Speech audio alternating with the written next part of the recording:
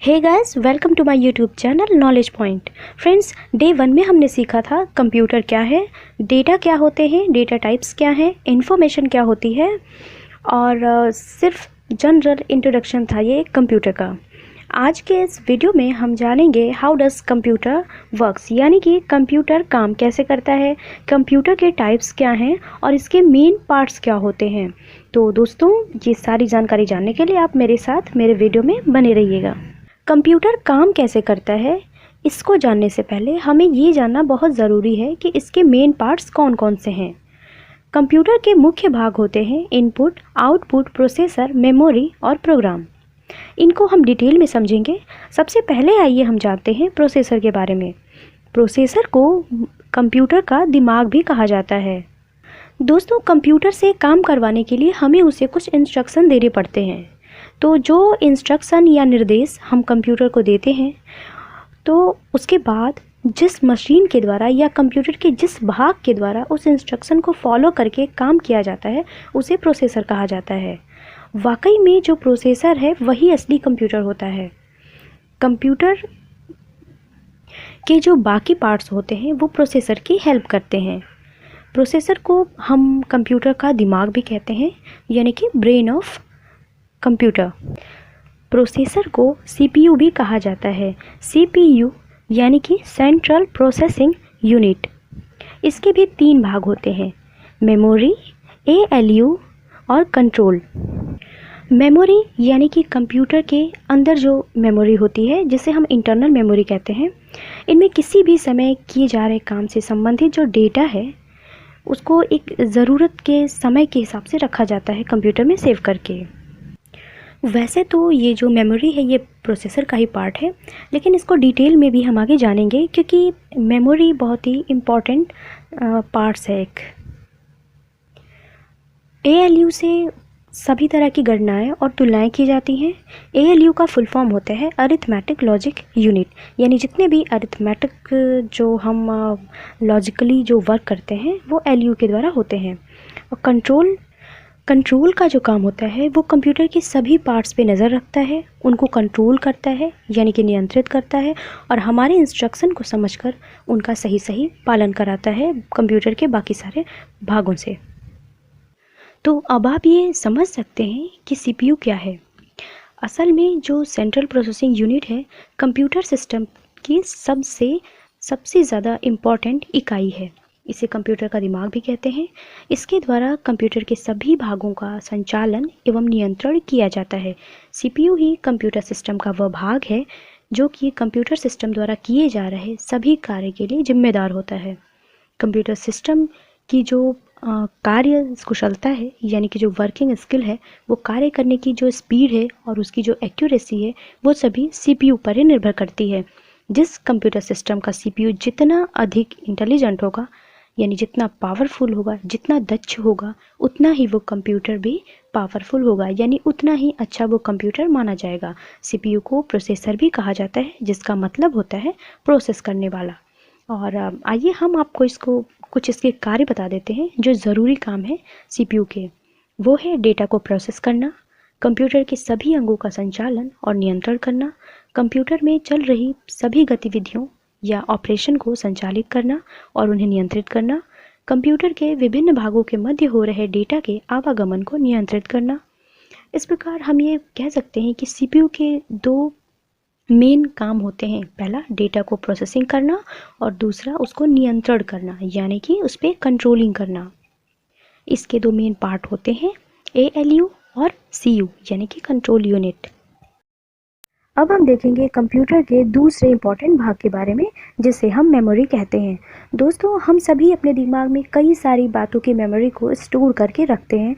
बिल्कुल उसी तरह कंप्यूटर भी अपने डेटा, अपने प्रोग्राम्स को अपने माइंड में एक जगह स्टोर करता है। तो जहाँ पे वो स्टोर करता है उस भाग को हम मेमोरी कहते हैं।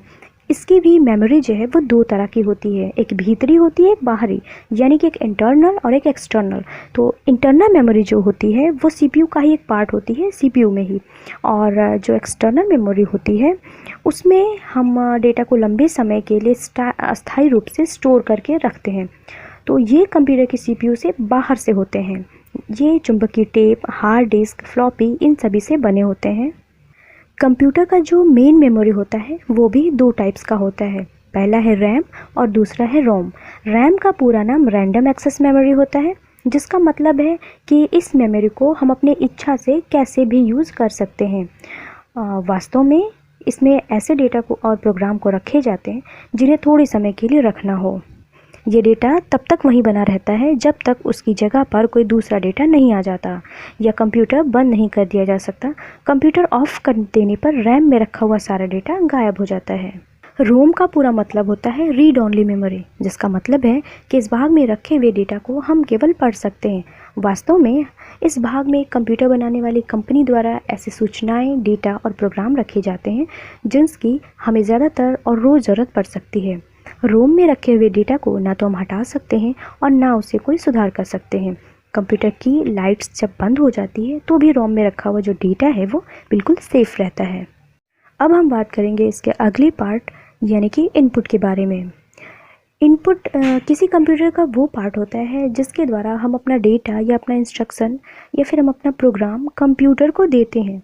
यानी कि जब हम कोई इंस्ट्रक्शन देते हैं कंप्यूटर को तो जिस डिवाइसेस के द्वारा देते हैं उसे इनपुट डिवाइस कहा जाता है और जो इंस्ट्रक्शन देते हैं उसे इनपुट कहा जाता है।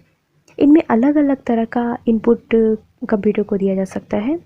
जैसे इनपुट का सबसे अच्छा जो साधन है उसे कीबोर्ड कहते हैं। कीबोर्ड से आप सभी परिचित होंगे। कीबोर्ड एक सबसे अच्छा साधन है इनपुट करने का कंप्यूटर में। ये अंग्रेजी के सामान्य जो टाइपराइटर्स होते हैं उन्हीं बोर्ड के जैसे होते हैं। इसमें कई सारे कीज़ लगे होते हैं। हालांकि इसमें कुछ ज़्यादा बटन होते हैं। हम इसमें लगे बटन को दबाकर अपना डेटा तैयार करते हैं और कंप्यूटर में भेज देते हैं, यानी कि कंप्यूटर को इंस्ट्रक्शन देते हैं। कीबोर्ड के अलावा mouse, joystick, light pen, mic, scanner ये भी इनपुट के साधन हैं। अभी मैं आपको सिर्फ एक इंट्रोडक्शन दे रही हूँ। आगे की आप वीडियो में इनपुट, मेमोरी, प्रोसेस या फिर आउटपुट ये सारी जो चीज़ें हैं इनके बारे में बिल्कुल डिटेल से मैं आपको बताऊँगी। तो अगला पार्ट हम देखते हैं आउटपुट। आउटपुट कंप्यूटर के उस पार्ट को कहा जाता है जिससे हमें अपने आदेश या जो प्रोग्राम का रिज़ल्ट है यानी कि जो कंप्यूटर के द्वारा आंसर जो हमें प्राप्त होता है उसको हम आउटपुट कहते हैं। जैसे हमने कंप्यूटर में कीबोर्ड के द्वारा कोई चीज़ एंटर किया तो वो हो गया हमारा इनपुट। लेकिन जब कंप्यूटर ने हमारा इनपुट रीड कर लिया और उसको जब वो डिस्प्ले करता है यानी हमें दिखाता है तो उसे कहते हैं आउटपुट। यानी कि आप इसे कंप्यूटर का आंसर भी बोल सकते हैं। जब वो हमें आंसर देता है हमारे इनपुट का उसको हम आउटपुट कहते हैं। इनपुट यूनिट जो है वो आउटपुट से बिल्कुल अलग है, यानी कि इनपुट और आउटपुट एक दूसरे से बिल्कुल उल्टे हैं। इनपुट यूनिट यूज़र से डेटा लेकर के कंप्यूटर को देता है, जबकि आउटपुट यूनिट जो होता है वो कंप्यूटर से डेटा लेकर के यूज़र को देता है। इसके मेन 3 काम होते हैं। सीपीयू से आउटपुट डेटा रिसीव करना, फिर उस रिसीव डेटा को मशीनी भाषा से यानी कि मशीन लैंग्वेज से मनुष्य के द्वारा समझी जा सकने वाली भाषा में बदल देना, और फिर उसके बाद उस बदले हुए डेटा को यूज़र को प्रदान करना, यानी कि वो अपने मॉनिटर पे उसको डिस्प्ले करता है। उसे ही हम आउटपुट कहते हैं। आउटपुट का सबसे सरल और सबसे आसान यही उदाहरण है मॉनिटर। आपका मॉनिटर या फिर वीडियो भी आप उसे कह सकते हैं। वीडियो यानी कि विजुअल डिस्प्ले यूनिट, ये एक टीवी के जैसे होता है जिसके स्क्रीन पर हमें सारी इन्फॉर्मेशन दिखाई देती है। अगर आप चाहें तो इन इन्फॉर्मेशन को या इन रिपोर्ट को आप छाप सकते हैं प्रिंटर के द्वारा। हम सभी प्रिंट कराते हैं, हम सभी को पता है। तो प्रिंटर, प्लॉटर, स्पीकर, मॉनिटर ये सारे आउटपुट डिवाइस के एक साधन हैं, यानी कि ये सभी एक आउटपुट डिवाइस हैं। आइए अब हम जानते हैं कि कंप्यूटर काम कैसे करता है। अब आप सारे भागों के बारे में जान गए हैं तो आपके लिए जानना आसानी होगी। जैसे कि अभी मैंने आपको बताया कि कंप्यूटर कोई भी काम खुद से नहीं करता, बल्कि हमारे इंस्ट्रक्शन को फॉलो करके ही वो कोई काम करता है। तो वो इंस्ट्रक्शन हमारे एक प्रोग्राम के रूप में हम जब कंप्यूटर को एंटर करते हैं यानी कि जब इनपुट करते हैं, ये इनपुट हम अपने इनपुट डिवाइसेस के द्वारा, जैसे कीबोर्ड हो गया, माउस हो गया, स्कैनर हो गया, इनके द्वारा हम इनपुट डेटा और प्रोग्राम जो है कंप्यूटर को भेजते हैं। जब कंप्यूटर उन्हें रिसीव कर लेता है उसके बाद CPU यानी कि प्रोसेसर के द्वारा उसकी प्रोसेसिंग होने लगती है, यानी कि वो हमारे आदेशों का पालन करने लगता है और उस पर काम करना शुरू कर देता है।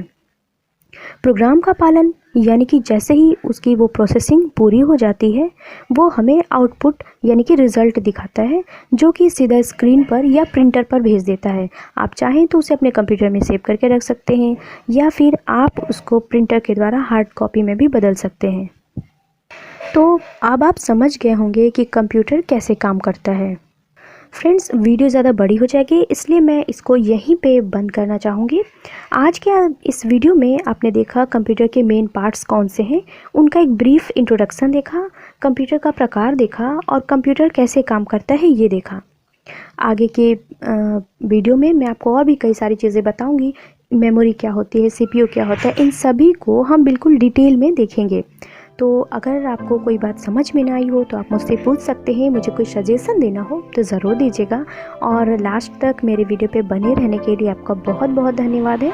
अगर आप नए हैं तो मेरे चैनल को सब्सक्राइब कर लीजिए, मेरे वीडियो को लाइक ज़रूर करिए और अपने दोस्तों के साथ इसे शेयर करना बिल्कुल ना भूलिए। Thank you so much.